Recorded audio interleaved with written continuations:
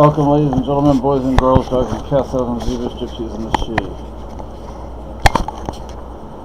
This is a cooking episode. As you can see, my hands are covered with flour.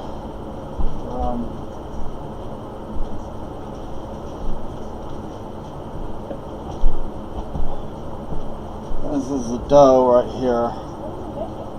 Ship's Biscuits. Remember the hardtack, those real hard pieces of bread? Yeah. See this, people? I doubled the recipe. I will share a link for the recipe that I'm using. The only thing I did different was I added some baking powder and baking soda, but not very much of either one. But this is the start of it. Now I'm going to roll this out, and I will be back. Okay, this is the first one. I don't know if you can tell, the light is kind of glaring, but I poked holes in it with a fork.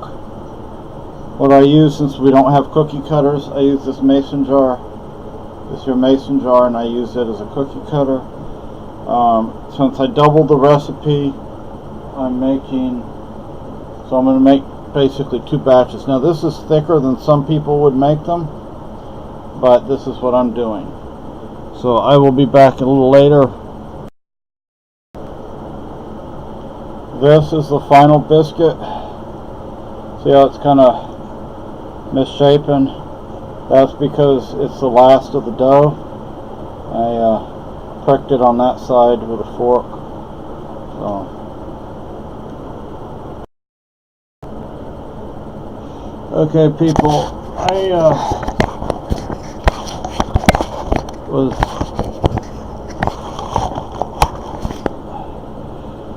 was able to make 25. I was able to make 25 biscuits. You see, I have floury, doughy hands now. Like I said, I doubled the recipe, so I was able to make 25. Now this recipe that I have up here that I'm going to share, it says to bake it for 30 minutes, but what you want to do is after you bake it and you let it cool, you want to bake it a second time. You can even do it 3 or 4 or 5 times, because the object is to get as much moisture out of it as possible. The more moisture, the easier and faster it will go bad. It will go rancid. But if it's dry, it'll last, not indefinitely, but it'll last a very long time. And there are, of course, all sorts of things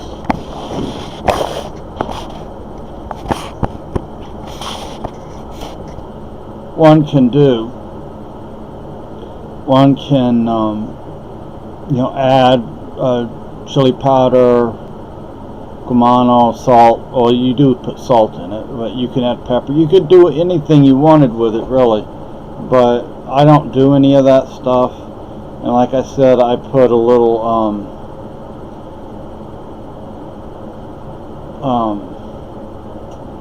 baking soda and baking powder, which will cause it to rise a little bit, not much, but a little bit, and may or may not help a little with the flavor. But I haven't gone on my trip yet because I can't leave Lucky here by himself. I mean, Lisa will be here, but I don't like leaving her here either. But I just can't do that to Lucky. He's old, and so not until another time.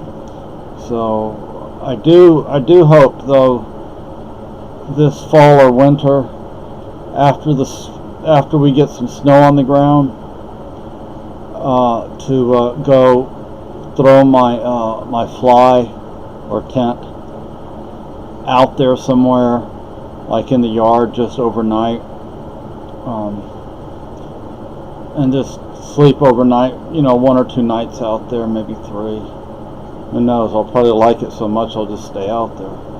But the ship's biscuits, you don't just eat them as is. Your teeth will shatter. So what you do is you can take the pole of your tomahawk, or you could take a rock or anything, and you break them up. And you put them in a bag, and break them up while they're in the bag, and you can add that to like a soup or a stew or just about anything. You can add it to broth, and that'll soften it up some. Or you can keep them as is and let them soak as is in a broth or water or milk or whatever you have. Another thing you could do is, instead of using water, you could use milk for this recipe, or powdered milk. But the milk might eventually go bad, so you have to think about that. But yeah, look what I'm using for a mouse pad right now.